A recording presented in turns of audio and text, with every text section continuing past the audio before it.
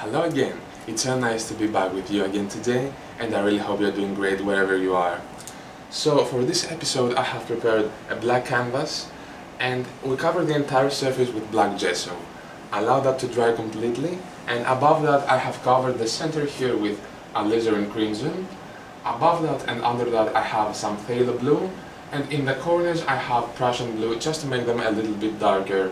So I want to paint a scene that is very early in the morning with some nice lighting here, some nice distant foothills, and we'll see what happens, okay?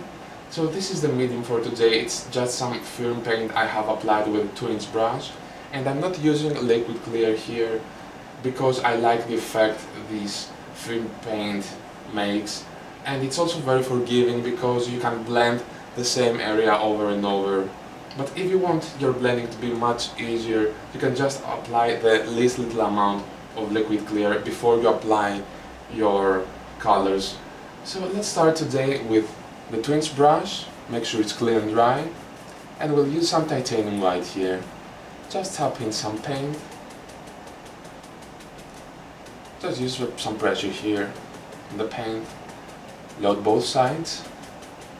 And now let's decide where we want our light source to be. Let's start here in the center and make some crisscross strokes. You can see that the paint comes alive here, and we're always using crisscross strokes because they're much easier to blend. Work from the center and then upwards. And as you can see in here, it's getting much darker.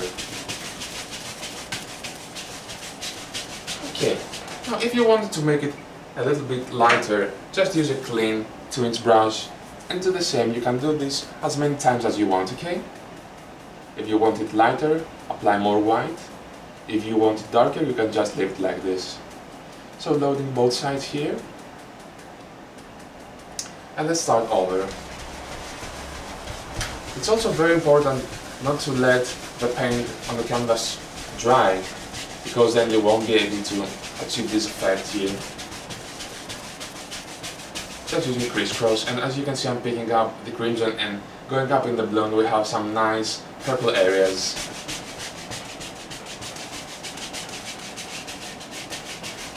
Just using crisscross.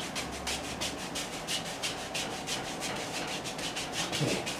Now to bring this together, just use a clean 2-inch brush and just go above the whole area.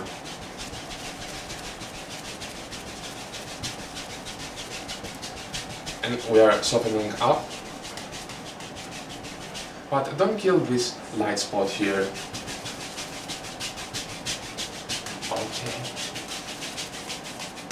And now very gently go across the entire sky. Remove any brush marks, and as you can see you have a very effective sky, very quickly and very easily. Okay. Now let's use a fan brush, but before that let's mix up some color. I want to have some nice purple foothills here, so I'll take some white. We have some alizarin crimson here, and just some phthalo blue. And the white is here to make it a little bit lighter because we're gonna build a painting with a lot of depth today. Just find the color that you want. Just a little bit more blue for me. Okay. So we have a basic color now, and I'm gonna use the number 6 fan brush today. Let's use this one. Just pick up some color, load both sides full of paint, and let's go up here. Let's have a nice foothill back here. Test your color first, and this is a nice color to play with. Just make the basic outline, and I want to save this light spot here. It's very nice. Now fill in the gaps. Just use the rest of the color that's on your brush. And so easily we have a nice foothill in the background. Now I want to make it softer and make it look distant, so let's take a clean 1-inch brush and blend this. By the time the canvas is wet, it's very easy to move the paint. Decide the lay of your foothill and just blend. And as you can see, we have a distinct top here and less paint on the base, and it gives us a nice mist effect. Just blend this a little bit, and that easily we have a nice foothill. Now I want to build several layers, so let's take some more crimson here and some more blue, just to darken the color a little bit. A little bit of white, but not much. I want this color darker because we're moving closer right now.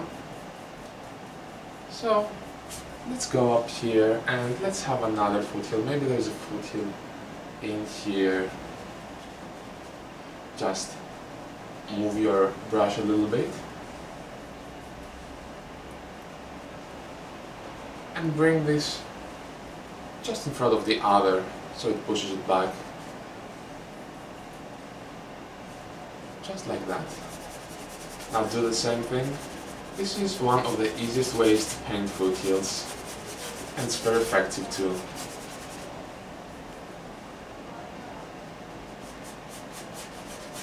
I want to make this a little bit sharper here, so I'm using the corner and lifting it up. Like that. And I'm going to repeat the process with the 1-inch brush.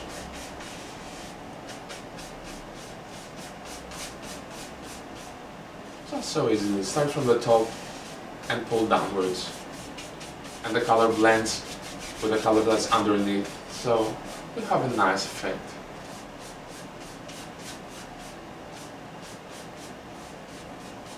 Okay. Let's paint another layer. You can have as many foothills as you want here.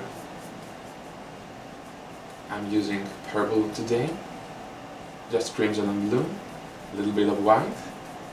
And this one, as you can see, is much darker here because we have less white. And always remember that when we're painting landscapes and we're moving closer to the one that sees the painting, we want darker colors and more detail. So let's come up here and paint a nice foothill. Save some of this misty area here. So let's do that. As you can see, I have saved the misty area, and this shows us that this foothill here is way back in the distance. And we will have a big foothill now that goes all the way right here. Very nice.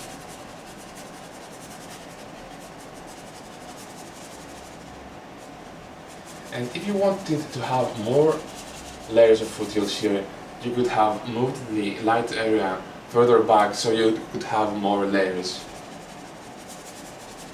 But 3 are enough for me right now.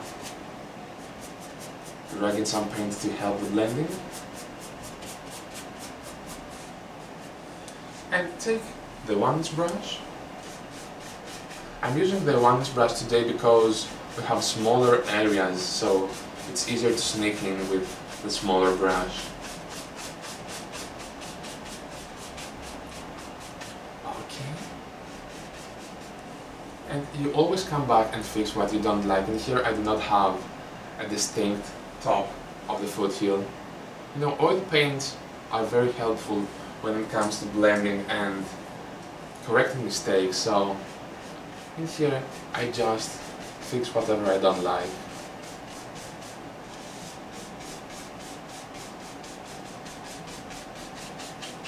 Okay. Give it a good blend here. And we have a little bit of white on the brush, we have the crimson right underneath. And now I'm gonna follow the angles of the foothills here lift upward and do the final touches here. Nice mist effect. Okay. Let's move a little bit forward now. I'm gonna lay down my brushes. And let's use a twins brush. I want to have some nice grassy areas here in the background, so I'm gonna go into some cadmium yellow. Use a lot of paint for that, and I'm gonna go into some sub green here. Load both sides and just tap. So we need a lot of paint and a big brush. And what I'm doing is pushing. I'm pushing into the paint, the bristles. So we have a nice ridge of paint on the palette that is also on my brush here. And I'm just pushing and loading the brush like that. Okay, let's start here. I'm going to start from the center as we have the light source in here. And just touch with my brush. And also the color is blending with what's underneath and giving us a very nice effect. In here we're gonna need a very, very gentle touch when we're painting grass. Otherwise we won't have this nice lacy effect. You can also vary your colors. I'm using some red, some of the other yellows, a little bit of green. And just touching here.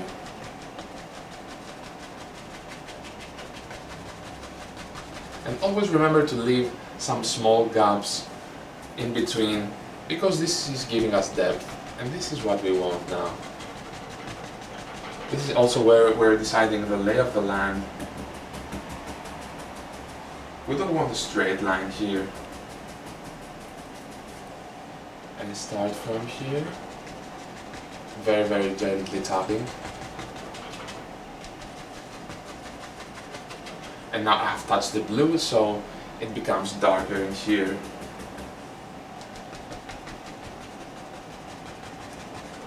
That easily.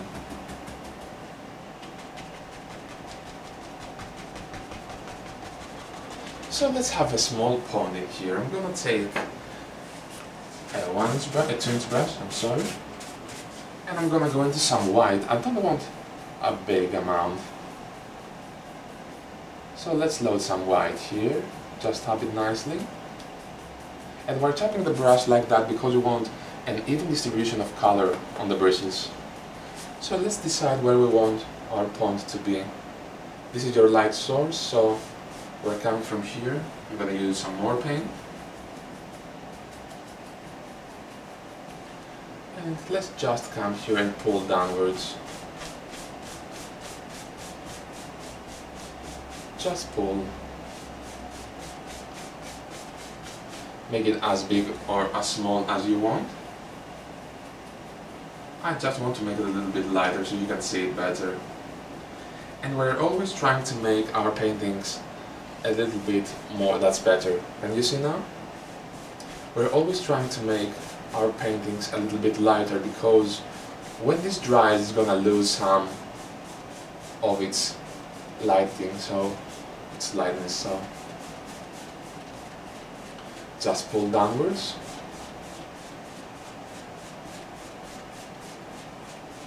And now very, very gently go across.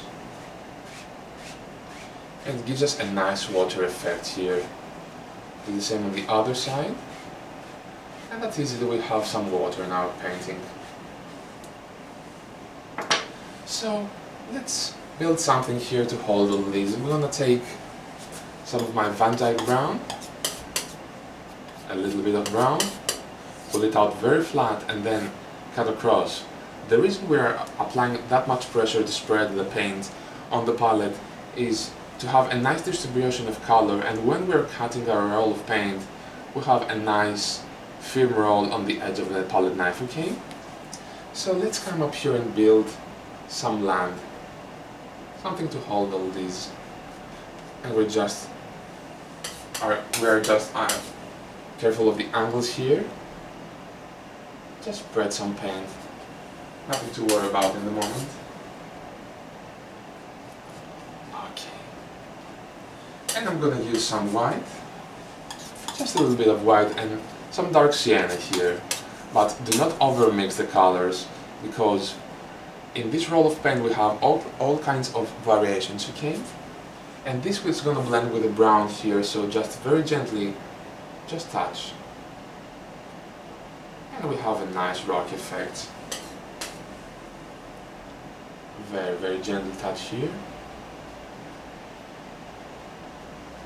And that easily we have some nice piece of land. Now I'm gonna go into some liquid white. I want a very, very small amount of liquid white here. Spread it on my palette knife. On my palette, I'm sorry. And then I'm cutting across. So in here I want some water lines. Just using a lot of pressure here, and you really need to make this straight. It's very, very important to have straight water lines when you're painting them. Just go right underneath the rocks we have built, and we have some nice water lines. Now let's bring all this together. We're gonna return to my brush that has the yellows and the greens on. Push some paint in, and I'm gonna come above here. Let's start from here. And in here that we have a lot of paint, I'm just using the corner of the brush, and very gently, so I do not have mud mixing. Something like that. And now that I have the firm paint underneath and want to bring some grass on top, I'm gonna use a little amount of paint thinner on my brush, very, very small amount, just to make it stick easier. Play through your colors and just push. But use a lot of paint, don't be afraid to load your brush a lot. And I'm coming just with the corner of the brush above here. A very, very gentle touch. Do the same in here too. And use both corners. This is quite important to do because this brings everything together. As you can see, we have some nice grassy areas above the rocks, but we have not covered them entirely. And do the same thing in here too. Okay, let's carry on with the rest of the area. I'm gonna play through my colors now. Dump in some paint, and let's come forward. Decide the lay of the land, and we're just coming around that very, very easily.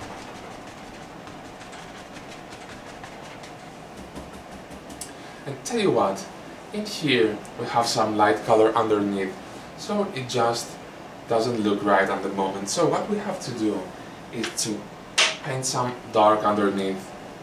So let's use some of this color. I have some dark color from a previous painting. This is just a mixture of Prussian blue, Van Dyke brown, and alizarin crimson. And I'm just using a dirty brush to build something underneath here. So let's just come and cover this area here. And I have saved this area here because there's a lot of light coming in. So I'm just applying a little bit of color. And tell you something, this looks quite empty, so let's have some big trees here, something to play with. I'm gonna return to my big brush with a dark color, load it the same way. Let's have a couple of big trees here. So I'm starting from the bottom using just the corner of the brush, and I'm just applying some pressure. Reload your brush when you're running out of paint. Let's just have a big tree here. And it doesn't matter if you cover some of your foothills, because you know they are there, you can see the rest of them. And what I'm doing here is going back and forth, and bend the bristles when you're doing that. Let's paint another tree so you can see it better. Start from the bottom using the corner and move upwards. Reload your brush and using the corner and just going back and forth. bend the bristles to have this nice effect. In here I want some more leaves to fall down.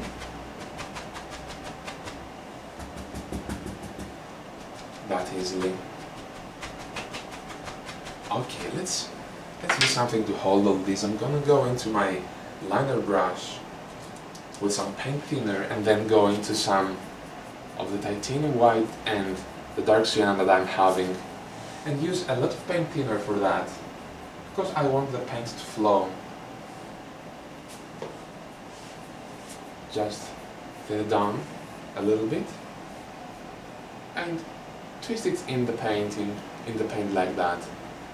You're gonna have a nice sharp point, and let's go up here and just paint the tree trunk like that. And I'm using a lighter color here just to make it a little bit more distinct. You can also start from the top here, twist your brush, and we'll have a nice tree trunk, just like that. Let's add some limbs. Just twist your brush a little bit.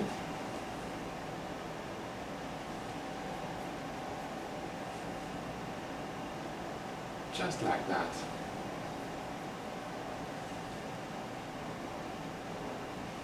Let's go to the other tree. Using the same color. Start from the top, and as you go downwards, twist it to make it a little bit larger. And give some character, don't just go straight down. This is looking much more natural and much nicer in my opinion. Add the tree trunks.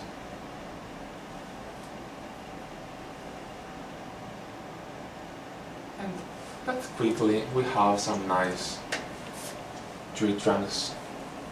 And I'm gonna remove this loose paint here because I'm gonna get all dirty.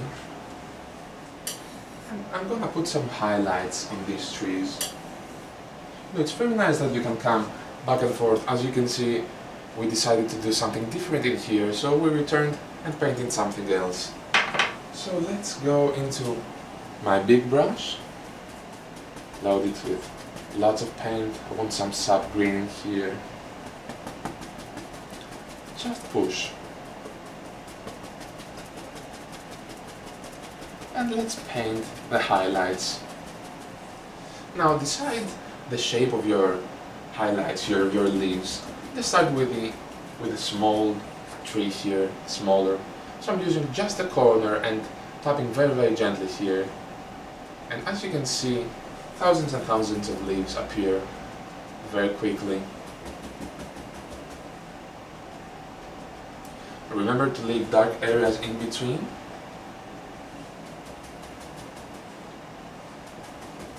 Reload your brush as necessary. And if your paint won't stick, just add the least little amount of paint thinner.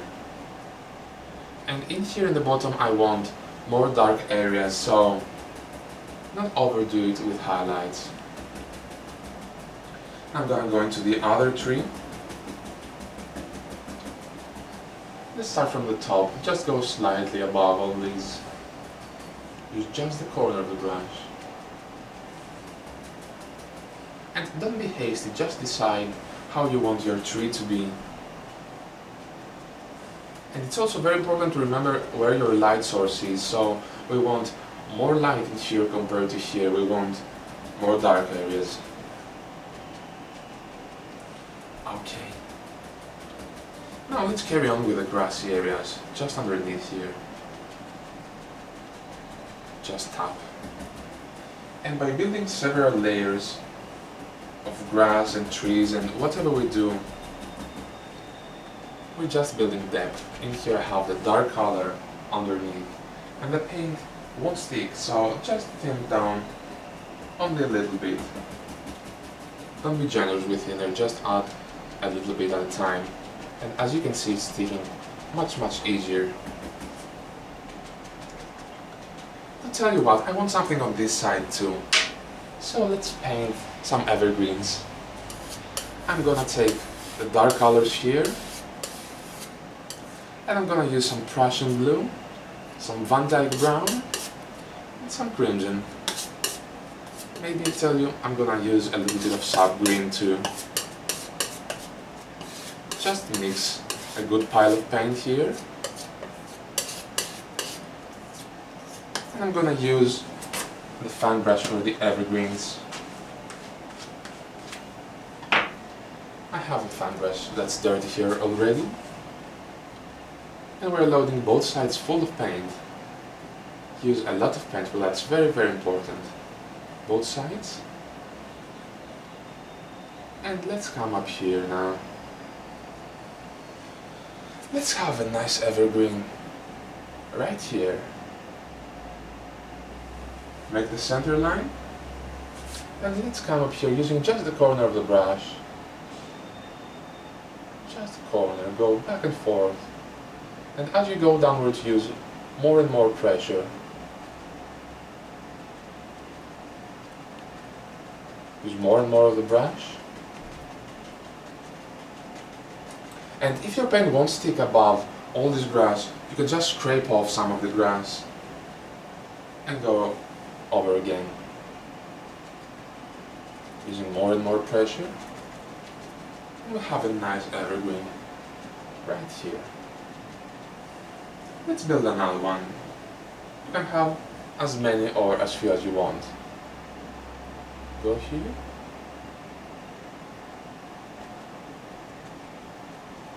And you go back and forth, back and forth. And remember to leave gaps in between the branches. The biggest mistake I see from people that are painting this kind of trees is that they're not using the corner and are just applying pressure like that with a fan brush, and they do not have this nice leafy effect that we're achieving here. So when you're painting trees, just leave gaps in between and go back and forth like you're doing a Z movement. This is what you have to do, and always start with a corner. Let's have another one here that's a little bit crooked. Like that.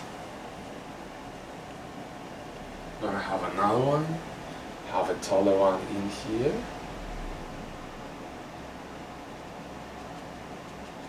And this is very good practice. It's gonna take you probably a lot of time to build the kind of evergreens that you want, but don't be afraid to try and make mistakes and go above, you know, the same area by scraping off what you have done first.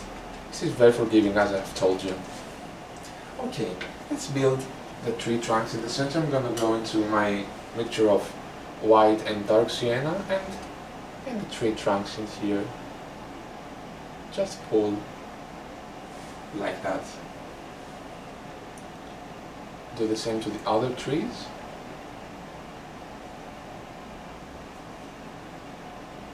Okay.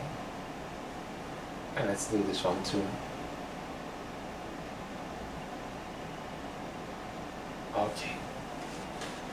Let's use a clean fan brush now. No, I won't. Because we have a dirty fan brush here already. And right now I can take some of this dark color, although I have removed most of it. And I'm gonna go into some paint thinner and a little bit of my cadmium yellow here. I'm gonna paint the highlights. And as we have the dark color on this fan brush, we can achieve a nice dirty green color for the highlight of the evergreens. Use a lot of paint. And let's go to highlight our trees. So this is our light source, so we want the left side of the trees being highlighted. Let's start from this one. Just go in here. And remember not to use a lot of pressure in the start, but as you go downwards, use more and more pressure.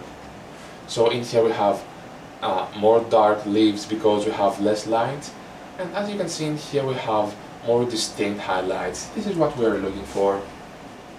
Reload your brush and do the same thing to all the evergreens. Always using the corner and make the bristles bend. It's very, very important. Just don't apply pressure like that. It's gonna ruin your trees. Let's do the same thing here. Okay. And we have some nice evergreens already. I'm gonna return to the big brush. Gonna clean the edges here a little bit. And let's come above this area.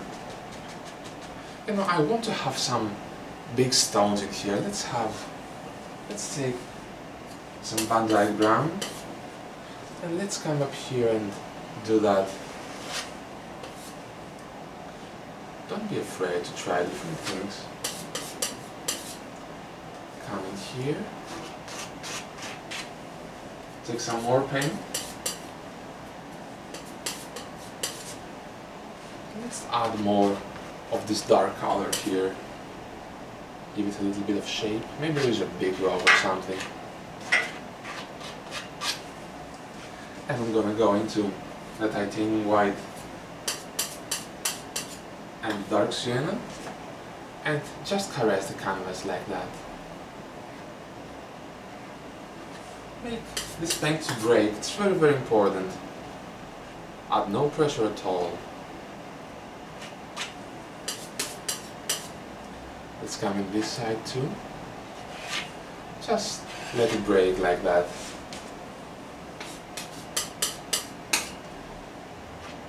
That easily we have something nice to break the scenery. And I'm gonna return to my big brush. And let's bring some of this grass above the rocks here. Just come above that. Tap in some paint and bring it all together. Can you see that there's consistency now? And I'm gonna come in here and just fill in this.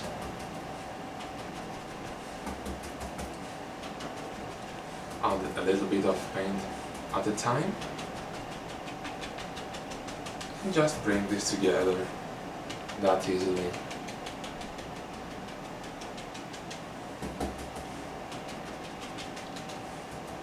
And I think that we have a very nice painting. And you can add more things if you want. You can add more stones, big trees, or whatever you want. But today I want to keep things simple. And as we're coming to a finish, I'd like to thank you very much for watching. I really enjoyed today's session and I really hope you give it a try. Send me a message in my Facebook page and we're going to discuss a little bit about your work. I'd be very happy if this happens. So until next week, I'd like to wish you happy painting, take care and I'll see you soon.